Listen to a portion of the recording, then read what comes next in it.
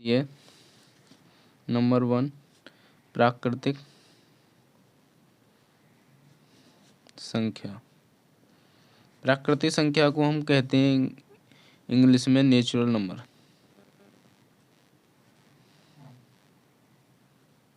Natural number क्या होती हैं? वे संख्याएं जो वस्तुओं की गणना करने में प्रयुक्त की जाती हैं।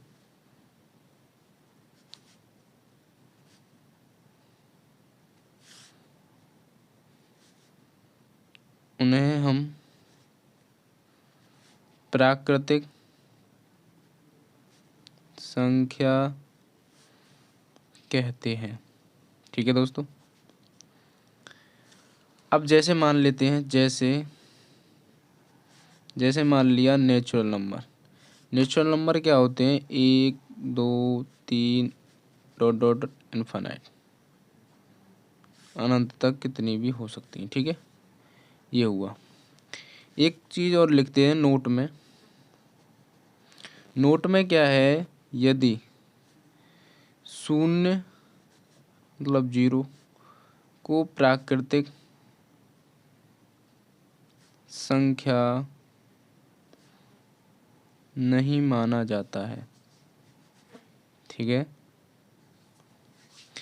देखिए 0 0 को प्राकृतिक संख्या नहीं माना जाता है क्योंकि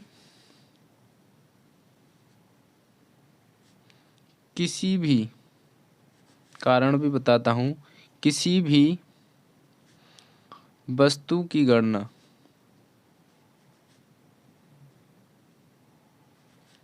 एक से प्रारंभ होती है।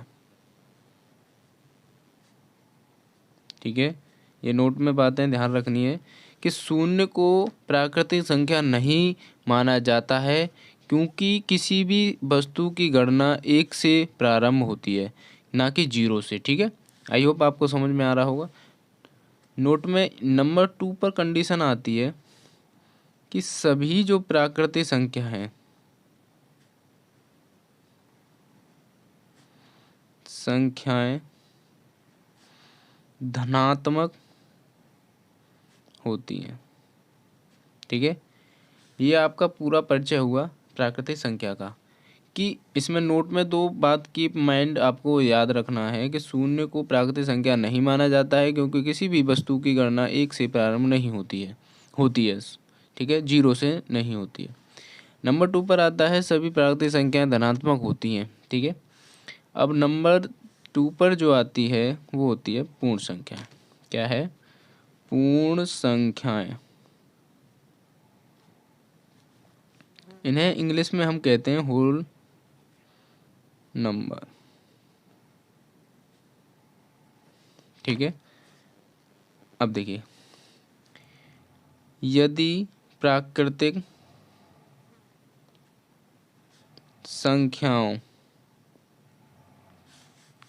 के साथ क्या है? यदि प्राकृतिक संख्याओं के साथ 0 को भी शामिल कर लिया जाए। क्या है? कर लिया जाए। यदि प्राकृतिक संख्याओं के साथ 0 को भी शामिल कर लिया जाए। अभी हमने प्राकृतिक संख्या पढ़ी थी, नेचुरल नंबर 1 2 3 इनफिनाइट अनंत तक। ठीक है, तो यहाँ पर कह रहा है कि प्राकृतिक संख्याओं के साथ 0 को भी शामिल कर लिया जाए तो वह पूर्ण संख्याएं कहलाती हैं। ठीक है, जैसे मान लिया हमने 0 ऐड कर दिया। क्या है प्राकृतिक संख्या में? 1 2 3 डॉट डॉट इनफाइनाइट। ठीक है, यहाँ पर W बराबर कर लिया। ये सभी क्या है? हमारी क्या है? प्राकृतिक संख्या है। क्या ऐड किया है? सिर्फ हमने 0 ऐड किया है। ठीक है, अब नोट में बात एक ध्यान रखते हैं कि नोट में सभी जो प्राकृत संख्या हैं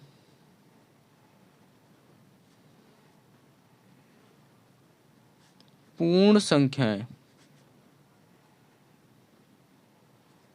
होती हैं। मेरे प्यारे दोस्तों, ये चीज़ें आपको नोट करते चलना है, या तो आपके पास नोटबुक नहीं है तो आप स्क्रीनशॉट ले सकते हैं। ठीक है, आगे करते हैं पूर्णांक संख्या। ठीक है, पूर्णांक संख्याएं क्या होती हैं? वे सभी पूर्ण संख्याएं जो की जगह तथा कर लीजिए, तथा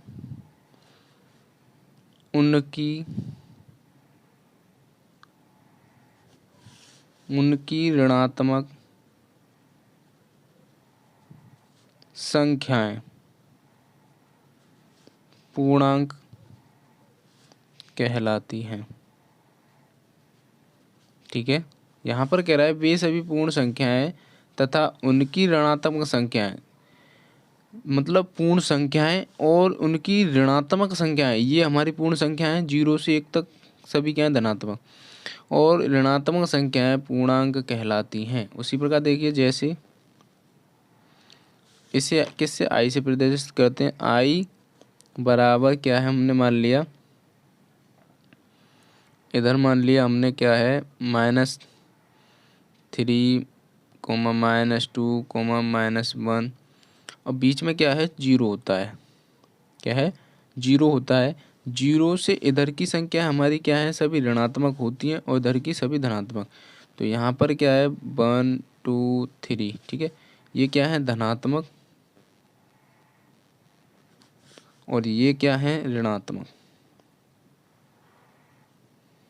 या हम ऐसे भी कहते सकते हैं, वे सभी पूर्ण संख्या, पूर्ण धनात्मक तथा पूर्ण ऋणात्मक को ही हम क्या कहते हैं, पूर्णांक कहते हैं। ठीक है, अब जैसे पूर्णांक निम्न में 2 प्रकार के होते हैं। नंबर 1 पर आता है धनात्मक पूर्णांक। क्या है, नंबर 1 धनात्मक पूर्णांक सभी प्राकृतिक संख्याएं धन पूर्णांक कहलाती हैं। ठीक है, सभी प्राकृतिक संख्याएं धन पूर्णांक कहलाती हैं। जैसे मान लीजिए i+, ठीक है, बराबर 1, 2, 3, ये क्या है, प्लस धनात्मक पूर्णांक हो गया। नंबर 2 आता है ऋणात्मक पूर्णांक। ऋणात्मक पूर्णांक क्या होती हैं, वे सभी प्राकृतिक संख्याएं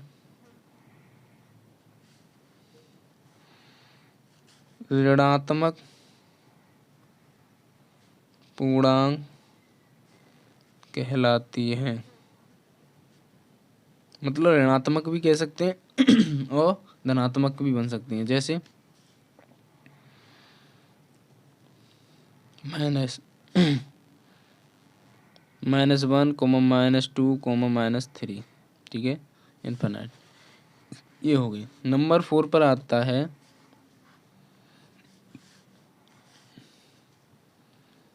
परिमेय संख्याएं।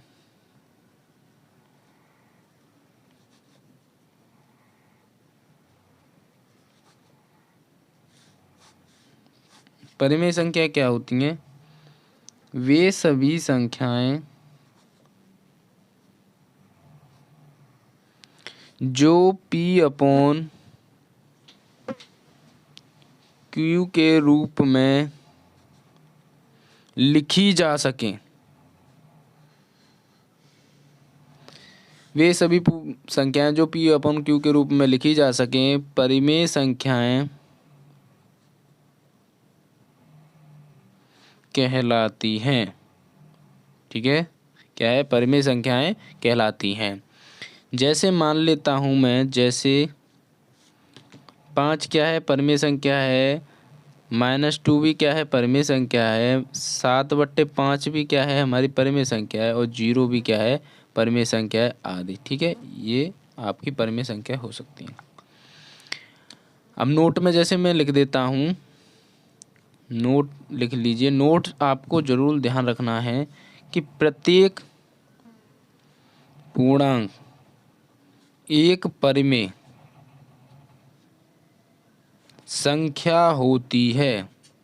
क्या है, प्रत्येक पूर्णांक एक परिमेय संख्या होती है। ठीक है ना। अब देखिए नंबर 5 पर आती है हेडिंग। नंबर 5 पर आती है अपरिमेय संख्याएं। ठीक है ना। अपरिमेय संख्याएं वे सभी संख्याएं जो P/Q के रूप में ना लिखी जा सकें। क्या है मेरे प्यारे दोस्तों, वे सभी संख्याएं जो P/Q के रूप में ना लिखी जा सकें अपरिमेय संख्याएं कहलाती हैं। ठीक है ना। जैसे मान लेता हूँ, जैसे मान लीजिए √2। ठीक है, क्या एक परिमेय संख्या नहीं है। √3 क्या परिमेय संख्या नहीं है। √5 तथा पाई आदि, ये क्या है, सभी अपरिमेय संख्याएं हैं। ठीक है ना। ये यहाँ तक आपका कंप्लीट हुआ मेरे प्यारे दोस्तों। में क्या है हमारा वास्तविक संख्याएं। ठीक है, देखिए दोस्तों, वास्तविक संख्याएं क्या होती हैं, वे सभी संख्याएं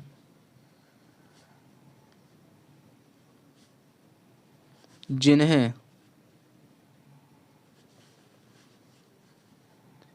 की जगह जो कर लीजिए, जो या तो परिमेय हो या फिर अपरिमेय हो। ठीक है, वास्तविक संख्याएं कहलाती हैं। ठीक है, आपको समझ में आया होगा आई होप। वे सभी संख्याएं जो या तो परिमेय हो, इससे कोई मतलब नहीं है इसे, या फिर अपरिमेय हो, वो हमारी क्या है, वास्तविक संख्याएं कहलाती हैं। ठीक है ना। अब जैसे मान लेते हैं वास्तविक संख्याओं में मिक्स हो जाएगा। जैसे √5, 3/4, √8, 1/2 etc आदि। ठीक है ना। अब है हमारा टॉपिक 7 हेडिंग क्या है हमारी, सम संख्याएं क्या होती हैं।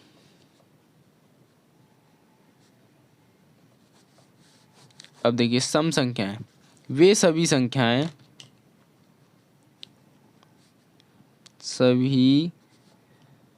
संख्याएं जो 2 से पूर्णतः का मतलब है पूरी बार कट जाए, पूर्णतः विभाजित हो जाती हैं, वो मेरे प्यारे दोस्तों सम संख्याएं कहलाती हैं। ठीक है ना। जैसे मान लीजिए, मैंने मान लिया जैसे 2, 4, 6, 8 आदि। ठीक है ना। ये क्या है, सम संख्याएं कहलाती हैं। उसी प्रकार हम मान लेते हैं, नोट लिख देते हैं। नोट आपको ध्यान रखना है, प्रत्येक सम संख्या का इकाई अंक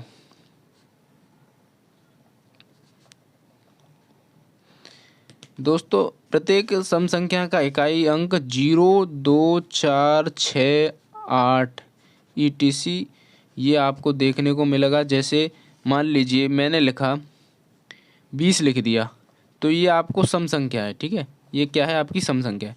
मैंने लिख दिया 8 4, तो 4 जो इकाई अंक है ये क्या है, इकाई अंक, ठीक है ना। अब यहाँ पर जो इकाई अंक है इसमें वो हमारा क्या है, सम आ रहा है भाई, सम आ रहा है।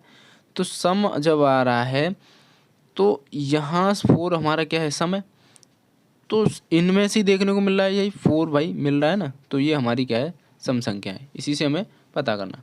अब देखिए विषम, नंबर 8 पर आता है विषम संख्या। विषम संख्याएं क्या होती हैं, वे सभी संख्याएं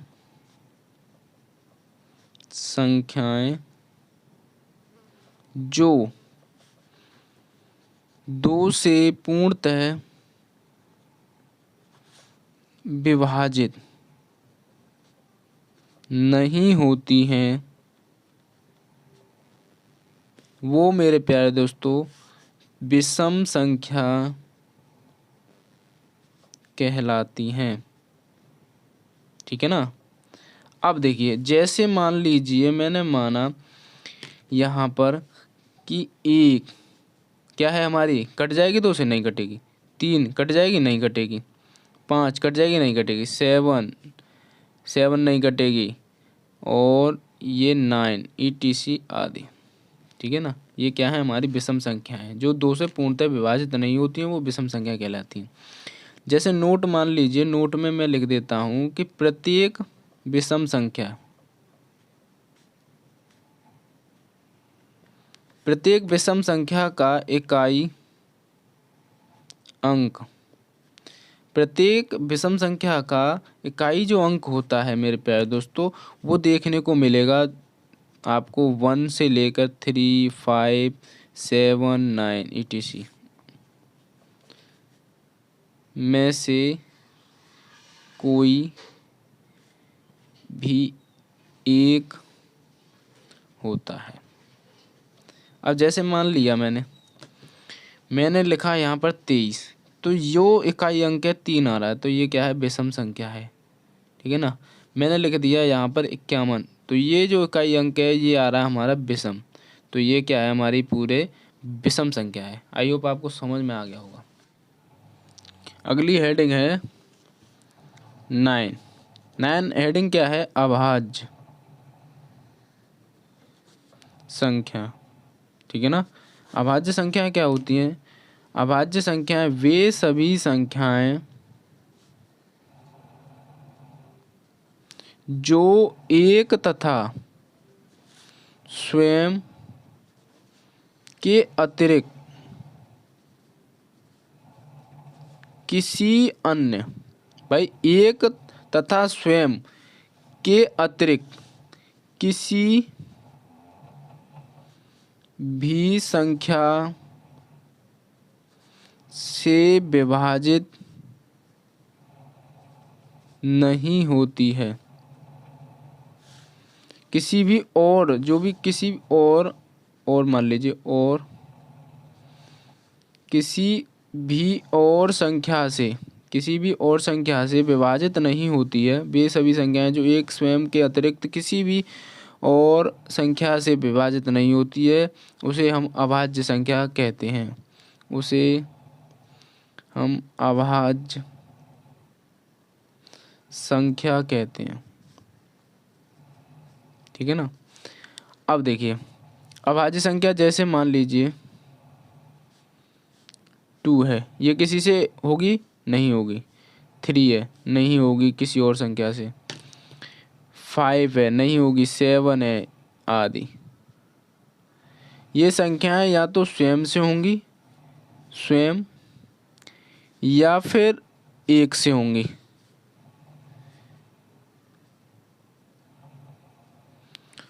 और किसी संख्या से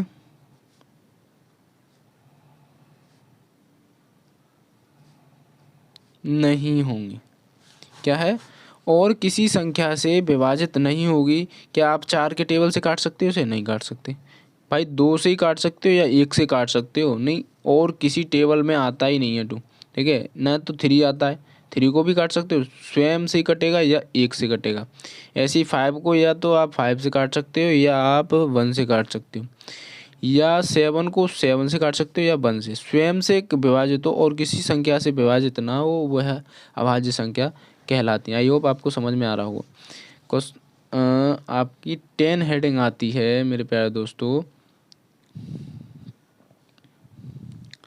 और यहाँ पर एक नोट और लिख देता हूँ, नोट और आपको ध्यान रखना है। जैसे मान लीजिए नोट 1 मान लिया, केवल 2 एक सम अभाज्य है। यहाँ पर देखने को मिल रहा है, यहाँ पर 2 जो है एक सम अभाज्य संख्या है, केवल 2, समझ रहे हो। अब 2 कैसी है, जैसे हमने मान लिया 22, 2 आ गया इकाई अंक, तो सम संख्या, ठीक है ना। उसी प्रकार हमारी 2 जो है एक सम अभाज्य संख्या है। नंबर 2 हम जैसे मान लेते हैं, हमने एक और ले लिया नोट कि 1 से जो 100 तक के मध्य केवल कितनी होती हैं अभाज्य संख्या मेरे प्यारे दोस्तों, केवल आपकी 25 जो हैं अभाज्य संख्याएं होती हैं। समझ रहे हो मेरी बात को।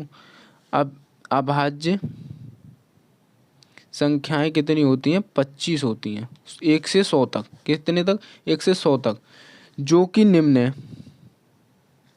मैं लिख देता हूँ, पूरा क्लियर बता रहा हूँ दोस्तों, 0 लेवल से। देखिए यहाँ से मैं लिखता हूँ 2 है, 3 है, 5 है, आपकी 7 है, 11 है, 13 है, 17 है, 19 है, 23 है, 29 है, 31 है, 37 है, 41 है, 43 है, 47 है, 53 है, आपकी 59 है, आपकी 61 है, आपकी 67 है, आपकी 71 है, आपकी 73 है, आपकी 79 है, आपकी 83 है, आपकी 89 है, आपकी 97 है। आप गिन सकते हो 1 2 3 4 5 6 7 8 9 10 11 12 13 14 15 16 17 18 19 20 21 22 23 24 25। क्या है ये सभी जो 100 तक की जो आती है हमारी, ये 25 क्या है, अभाज्य संख्या है मेरे प्यारे दोस्तों। आई होप आपको समझ में आ रहा होगा। अब लेते हैं हेडिंग 10। हेडिंग 10 में क्या है, भाज्य संख्या। भाज्य संख्या, भाज्य संख्याएं क्या होती हैं, वे सभी संख्याएं जो एक तथा स्वयं के अतिरिक्त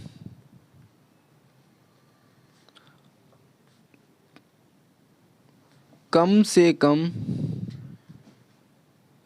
एक अन्य संख्या से पूर्णतः विभाजित हो जाती हैं, उसे हम भाज्य संख्या कहते हैं। ठीक है ना, पूरा 0 लेवल से बता रहा हूँ दोस्तों। अब जैसे मान लेते हैं, जैसे मान लिया 4 8 है, आपकी 9 है, 15 है, ये क्या है, टेबलों में आती है। जैसे मान लिया 4 के टेबल में 2, 4 जो है 2 से विभाजित है भाई, 2 बार जा रही है। तो 1 के टेबल में 2 के और 4 के में स्वयं, तो 3 बार घट रही है, वो सिर्फ 2 बार घट रही है, तो वो क्या आती है, अभाज्य संख्या। अब जैसे मैं नोट करता हूँ, नोट आपको बहुत ध्यान रखना है। एक ना तो अभाज्य संख्या है और ना ही मेरे प्यारे दोस्तों भाज्य संख्या है, ये आपको ध्यान रखना है नोट में। ठीक है, नंबर 1 नंबर 2 आपको ध्यान रखना है नोट। भाज्य संख्या जो है सम एवं विषम दोनों हो सकती हैं। क्या है, भाज्य संख्याएं सम भी हो सकती है और विषम भी हो सकती हैं, दोनों हो सकती हैं। दोस्तों आई होप आपको यह 10 जो भी मैंने संख्या पद्धति से टॉपिक लिया है वो आपको समझ में आया होगा। यदि आपको यह वीडियो अच्छी लगी है तो मेरी मेहनत के लिए, देखिए मेहनत से मैं आपके लिए बनाता हूँ, तो मेरी मेहनत के लिए लाइक करें और अपने दोस्तों को शेयर करें। और यदि आपने अभी तक हमारा चैनल सब्सक्राइब नहीं किया है तो सब्सक्राइब कर लें, ताकि आपको ऐसी ही वीडियो की नोटिफिकेशन टाइम पर मिल जाए। दोस्तों यह बहुत ही बेसिक टॉपिक है ये, और मैं इसी के रिलेटेड बेसिक रोज़ाना आपको वीडियो बता रहूँगा। जो भी मेरे भाई बहन सेल्फ स्टडी कर रहे हैं तो उनके लिए बहुत ही महत्वपूर्ण टॉपिक है, अच्छा है। तो जय हिंद दोस्तों।